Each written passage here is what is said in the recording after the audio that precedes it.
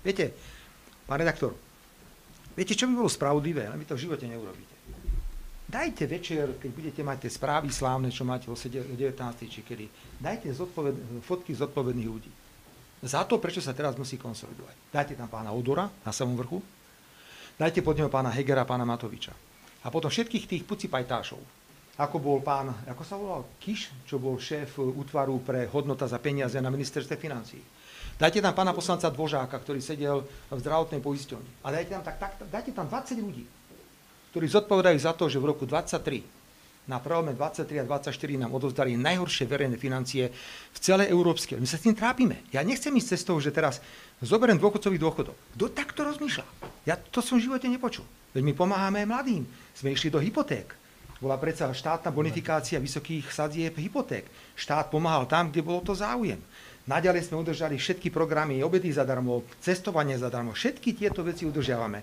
Rozbiehame krok za krokom výstavbu nájomných bytov. Čiže nechceme robiť konsolidáciu tak, ako to navrhuje opozícia na úkor sociálneho systému štátu. A súčasne by som týchto pánov požiadal, keby boli ticho, lebo za to, že dnes musí táto vláda konsolidovať, zodpovedá v plnom rozsahu celá táto partička, ktorá dnes vykrikuje ako svätý za dedinou. A mali by ste ich fotky dávať každý večer. Priatelia, preto vládna koalícia musí sedieť od rána do večera, lebo títo páni, Odor, Matovič, Heger, Kiš, Dvožák, neviem, to všetko tam boli. Odozdali v roku 23 financie v najhoršom stave Európskej únie. Čo by ste robili, pán redaktor, keby bol list alebo bolo oznámenie z Európskej únie, že vláda Roberta Fica odovzdala vláde pána Šimečku najhoršie financie v Európskej únii? Však by vám vybuchla televízia. Samozrejme, to sú vaši Helbringovi, máte radí, vy chránite, rešpektujem. Smer Slovenská sociálna demokracia, pán minister, došiel si medzi nás, žije bez akékoľvek podpory médií. Bez akékoľvek podpory mimovládnych organizácií. A dokonca bojujeme ešte aj s tým, že britská vláda financuje progresívnu slovenskú kampaň, aby boli ešte lepší. Keby tá kampaň nebola, pán redaktor, dnes má progresívne Slovensko 7% menej voľbách, ako malo reálne. Toto sú témy. A vás zaujíma Kotlár, samozrejme. No áno, pán Kotlár nás zaujíma a k tomu by som chcel ešte dodať jednu vec. Vy ste povedali, že teda pána Kotlára neodvoláte, pretože mu teda dôverujete. Áno. Druhá strana mince je, dôverujete aj Slovenskej akadémii vied a tomu, pán redaktor, to nie je súboj o tom, tu sú dva dokumenty. Je dokument znalkyne, ktorá niečo povedala, a potom tu máte Slovenskú akadémiu vied, ktorá nie je certifikovaná ako znalec. Pozor, to by ste tiež mali zdôrazňovať.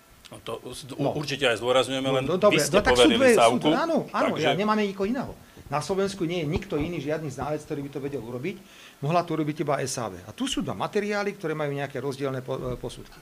Takže prosím, nechajte solidného pána Kotlára, je to jeden slušný, opakujem, slušný, čestný človek a veľký bojovník. Veľký bojovník, on dobre vie, za čo bojuje. Ja mu v mnohých veciach neuveriteľne fandím. Pán redaktor, viete, koľko ľudí zomrelo po očkovaní? A nechcete to povedať, lebo ste krmení reklamou z farmafiriem. Keby ste boli frajeri, tak povyťahujete všetky medzinárodné analýzy, ktoré sú, aby ste povedali, čo všetko očkovanie spôsobilo na zdravotnom stave ľudí. Len to neurobíte nikdy. Veľa ľudí zomrelo, ale priamo aj na COVID. Lebo v reklame máte veľa farmafiriem. Dobre, ale teraz sa pýtate na Kotlára, tak na to odpovedám. Ja nevidím absolútne žiadny dôvod. A ak tu ja počúvam nejakých predstaviteľov Hlasu ohľadne pána Kotlára, tak si myslím, že by sa mali skôr zamyslieť nad tým, čo povystrajali s tendrom na záchranky. Je to také zvláštne, že teda oni prichádzajú s tým, že poďme sa venovať Kotlár. Kotlár nie je problém.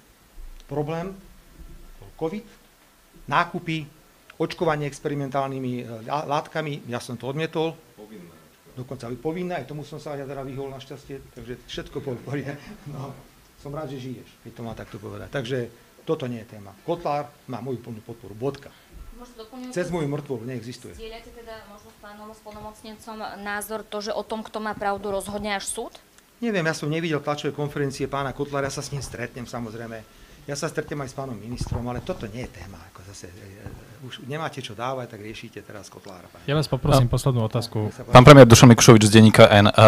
Ja začnem, som rád, že ma rád vidíte. Ja tú otázku ešte zostanem pri Petrovi Kotlárovi, ale nadviažem to regionálne. Včera Mijavská nemocnica oznámila, že zatvára chirurgickú pohotovosť, pretože nemá lekárov. Nemajú tam ani urgentný príjem, je to vec, ktorá sa priamo dotýka aj Senice, pretože Senica nemá vlastnú nemocnicu.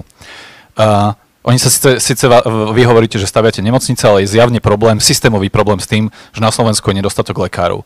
tieto vyjadrenia, kedy vy hovoríte a dávate na jednu úroveň Slovenskú akadémiu vied a Petra Kotlára a súdnu znalkyňu Soňu Pekovú, ktorá napríklad, čo sa týka tej svojej analýzy a toho znaleckého posudku, od začiatku hovorila, aký je zámer, že vlastne dokázať, že vakcíny sú nebezpečné, čiže ona robila znalecký posudok so zámerom.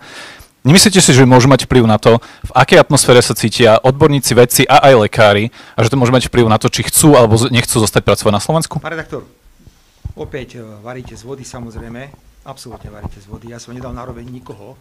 Ja som povedal, že považujem pána Kotlára za čestného človeka a bojovníka, to je celé. Nepovedal som nič iné. Ja som nepovedal pol slova na Slovenskú akadémiu vied. Nakoniec ja som tam absolvoval tzv.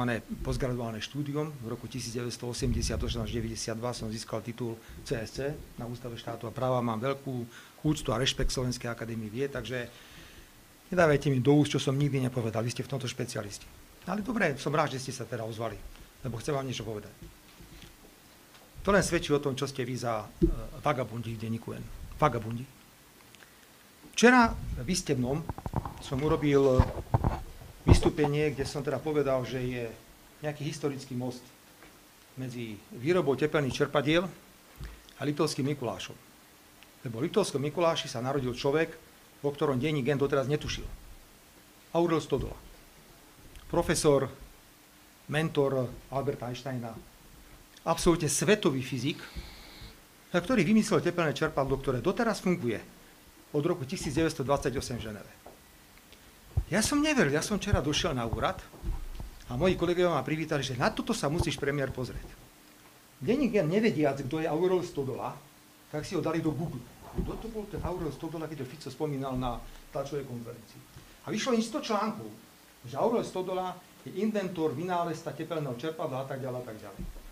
Jeden jediný článok bol, že spolupodielal sa na vynáleze tepelného čerpadla. Denník N napísal, že Fico zavádzal, Stodola není žiadny vynálezca, on sa iba spolupodielal na to, že sa niečo udialo tam. Prosím vás, vy už zapierate Slovensko. Rozumiete tomu? Vy ste schopní povedať, že neexistujú významní fyzici, chemici a ďalší, ktorí Slovensko preslávili na svete. To už je neuveriteľné, že vy len preto, že ja niekoho meno poviem, to presne ako keď sme boli oslavovať Janošika, tak vtedy všetky pravicové médiá povedali, že Janošik nebol žiadny dobrý človek, on bol vlastne zločinec, ktorý zabíjal ľudí a zarábal sám na seba. Vy ste schopní otáčať legendy. Pán redaktor, čo to chcete s touto krajinou?